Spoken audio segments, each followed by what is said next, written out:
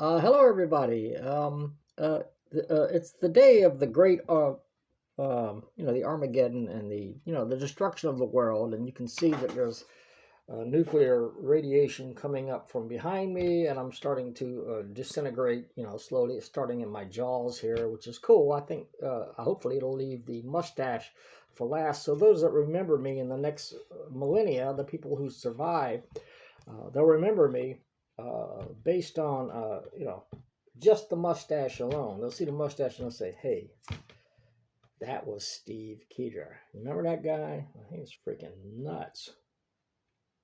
But what's going on is I got the window. Let's swing this around so you don't have to look at that. Now it's Sunday. It's Sunday, and it's my day off. And I'm working tomorrow. Well, I'm retired, so I get lots of days off. But just lately, I've been working. Um,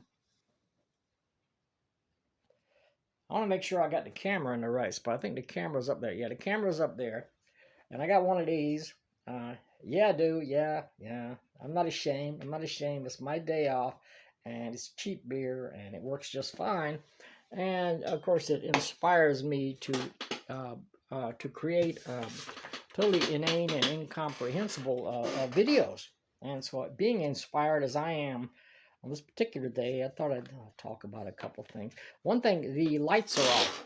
The lights are off in my apartment. That's right. My apartment is behind me. You might see it. There's a red hat over there. That's not a MAGA hat. That is a Canada hat. Just happens to be red. I got headphones all over the place. I got a computer that's not working because the electricity is off. That's because they're remodeling the bathroom. There's two bathrooms in this house. And there's my bathroom, which isn't just my bathroom. There's like four other guys. There's five of us who use this bathroom. Happily, we all work at different hours of the day and night. Some of my friends here work all night and stuff. So it's pretty well staggered as to the times. If you need to go to the bathroom, normally there's nobody in there because everybody else is at work. When I go to bed, other people get up and use the bathroom and go to work. I mean, that's what you do. You use the bathroom and you go to work and you make your money. You come home, you eat, you get back up, use the bathroom again, you go to work again. But not me, because I'm retired. But happily for me, and I got no lights in this place. No, it's dark, so I'm walking around. This video quality is kind of fuzzy because I'm depending on just the light from the window outside. There you go. If you hold it just right, you can get a picture of one of my roommates' car. That's not my car. Um, let's see. Let's zoom in on my car. What do you think? Huh? My car is behind. My car's here behind the cactus. Hard to see it right now. And you see the big cactus outside my window. I think that's kind of cool. But that's not what I'm here to talk about. Cars or cactus. Oh, you hear them? They're working on the remodeling the bathroom. That's what I was going to say earlier. We got the bathroom for most of us who live here, and then the owners, husband and wife, the owners, they have the master bedroom, and people are here remodeling the master bathroom over there. So you might hear some drilling and some banging and this and that, but none of it will be more entertaining than just listening to me and watching me with my fuzzy perspective here. Um, I thought I'd talk about ADHD. Yeah, ADHD, attention deficit. What is that? Attention deficit hyperactivity, hippopotamus disorder, whatever it is, and how if you ever thought I don't seem normal, man, I'm not. And oh, I like my mustache. That's pretty cool, right? Sometimes I don't have a mustache. Do you think I look better with it or without it? Vanity, vanity, reveal thyself to me. Yeah. Well, of course, when you're 67 years old, you don't look as good as no matter what you do, you don't look as good as you used to. But I used to be young. I used to be skinny. I used to have hair down to my shoulders. Yeah. I was always the best looking guy. Kind of short though. I'm 5'6". But it's the same height of Dustin Hoffman. Remember Dustin Hoffman? Yeah, he's the same height. And But where were we going with that? Oh, ADHD. We see this is an example of that. Part of ADHD is difficulty to focus on one thing. So you get distracted by a lot of things. You know, you see everything around you, and there's all these distractions, but they're kind of fun. I mean, if I have it, I've had it for 67 years, and I don't mind it a bit because it kind of defines who I am, and to me, it's darn normal. The only reason I think well, there's a couple of reasons I think I was never diagnosed, but uh, one of my very close relatives was diagnosed with ADHD just recently, and um, and since I have something to do with this person, you know, coming into being, I and as I say, it could be hereditary. Um, and I talked to her, and she says, "Look, um, it's hereditary." She says, and she gave me a list of ADHD symptoms, and she listed them all, and she said, "Do you think this way? Do you feel this way? Is this what happens when you're confronted with this?" And blah blah blah. And right down the line, uh, it it fit. It fit. And I'm thinking, well, maybe I had this, but I was never diagnosed with it. Again, I really don't care, and I'm kind of glad I wasn't, um, because I'm happy being me, and I've always been happy being me. And you know, imperfect or whatever, I'm still happy. Now, but when I was little, and this might sound weird, but I always knew I was a little different. I always knew I thought differently. My feelings were different. Though, you know, I just, you know, when I was a kid, I was like so hyperactive that, um, like, I'll just say that I overheard um, some people I'm very close to talking and saying, you know, something's wrong with him. He's not normal. There's something wrong with him. And this stuck with me all my life. But you know what? I think it's true. And I embraced it. I embraced that. I'm like, okay, if I'm not normal, cool. I like that. That makes me stand out in the crowd, and I don't mind it a bit. So I've always been a little crazy and but stable, folks, stable.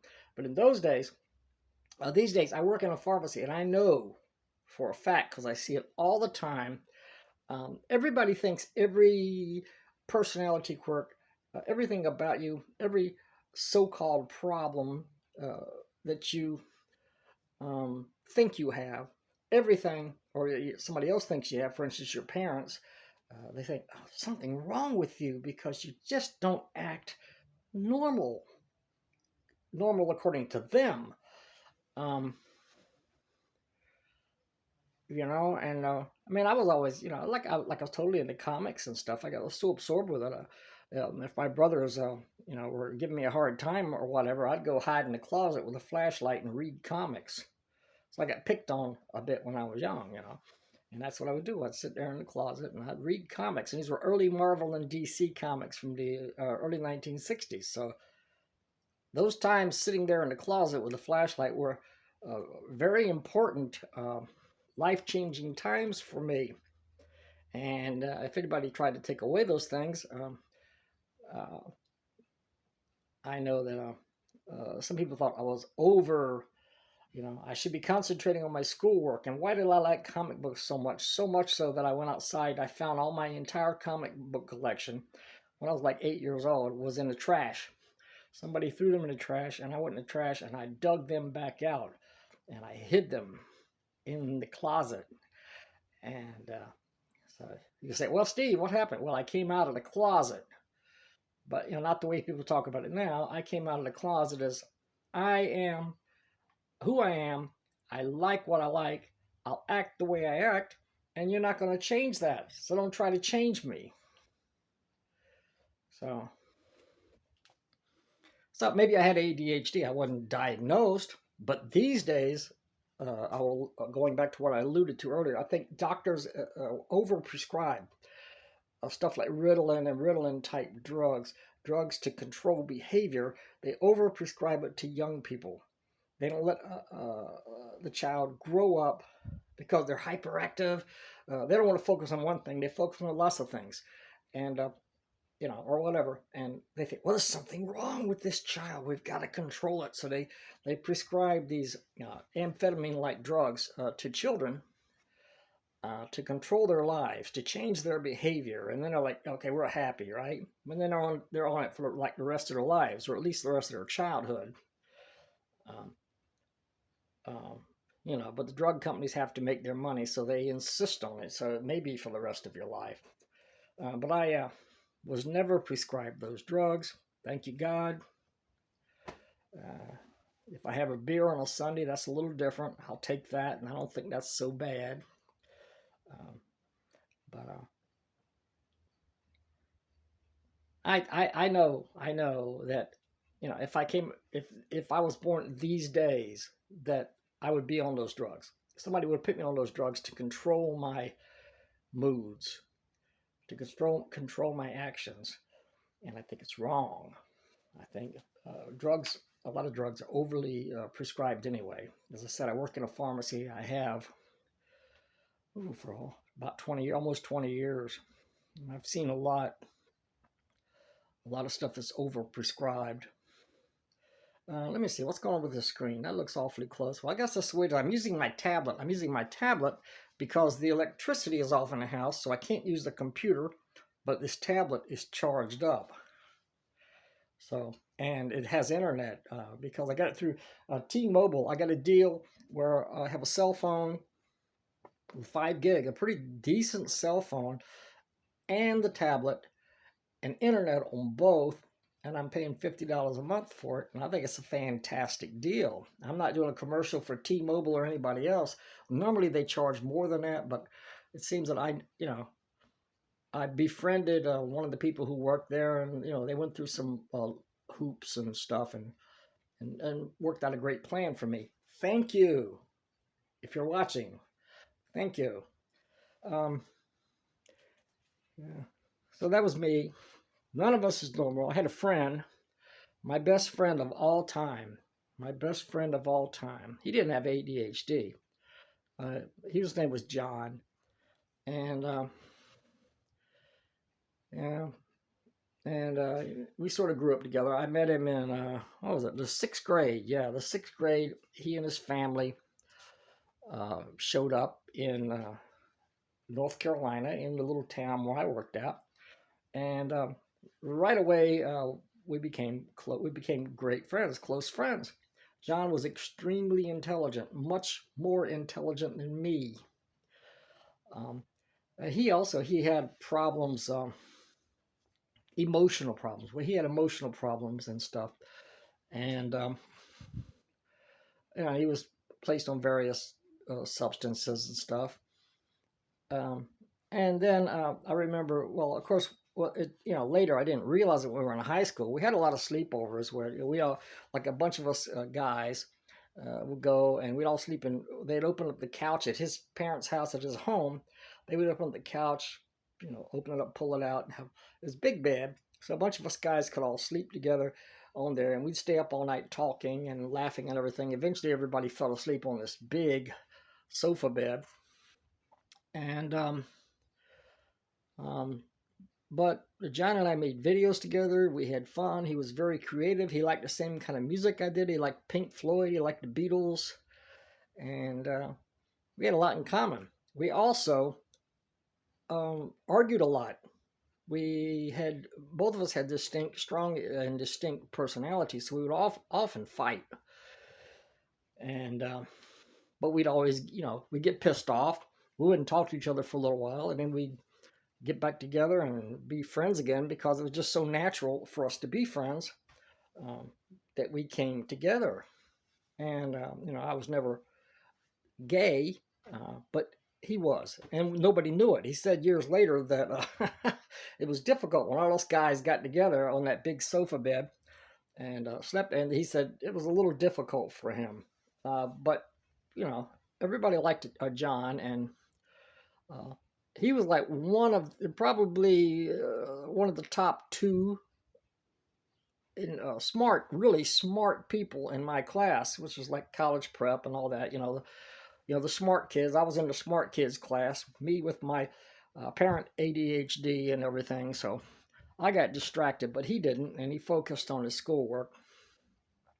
I didn't know till after he went off to school, and I was talking to him on the phone one night, and then he told me, I got something to tell you, and I'm like, what is it? And he's like, yeah, well, he was gay.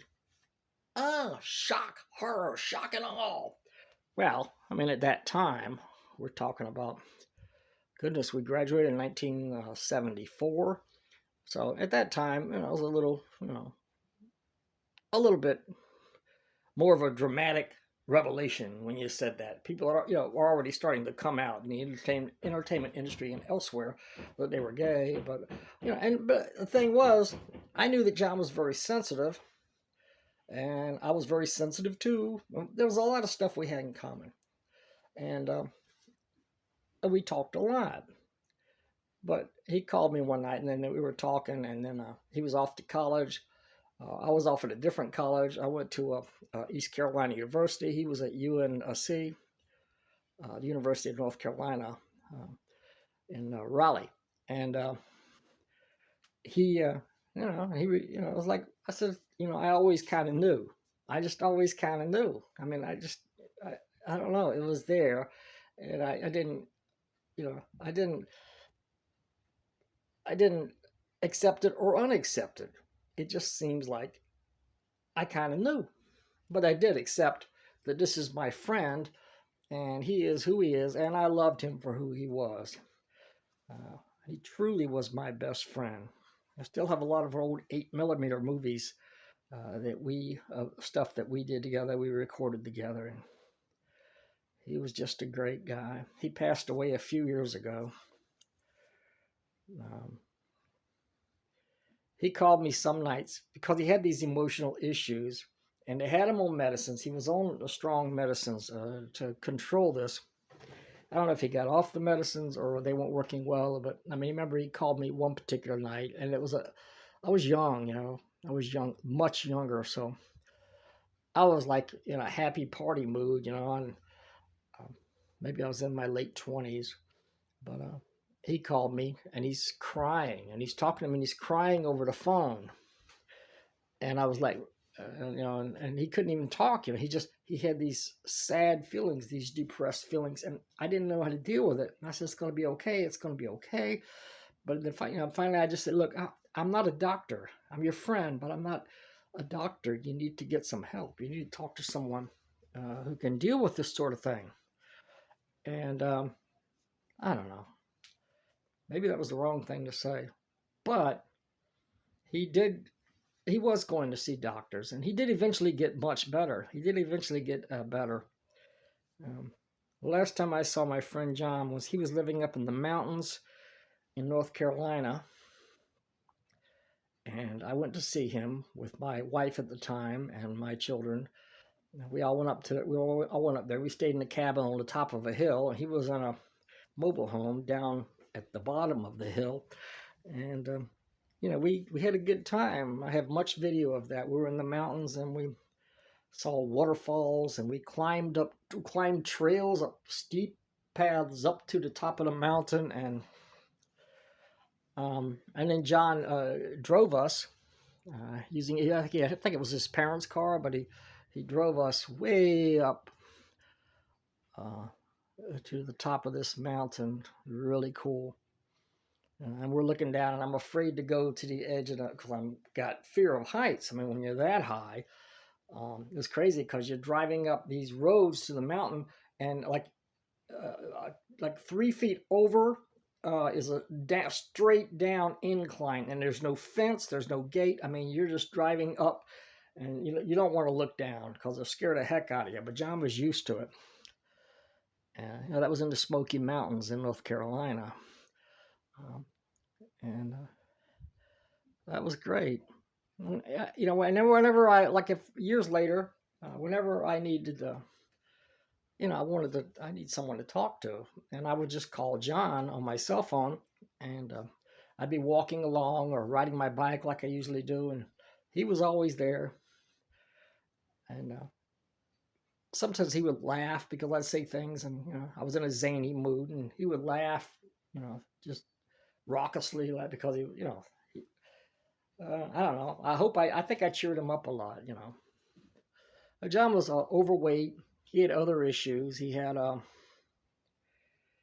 other issues, uh, and one day I was at work and I got a message from his brother and his older brother, and said that John had passed away. Apparently, they came to the trailer and they just found him there. And um, my best friend had passed away. I've had a lot of friends. Thank you, Lord.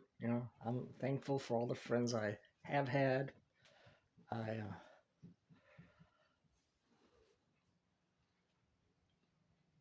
But in your life, perhaps you'll find there was one special friend, one who really stood out. For me, that was John, and I miss him. I miss him to this day very much. Uh, I'm sure we'll see each other together again one day, somewhere else. But I don't know how this video got to this ending. I just started talking. There's no electricity here, but I got this tablet, and I thought I'd just start talking, and that's how it turned out. This is how it turned out, folks. What do you think? Was it okay? Did I do okay? All right, folks. You all have a great day, and thanks for tuning in, and I will talk to you next time. Adios.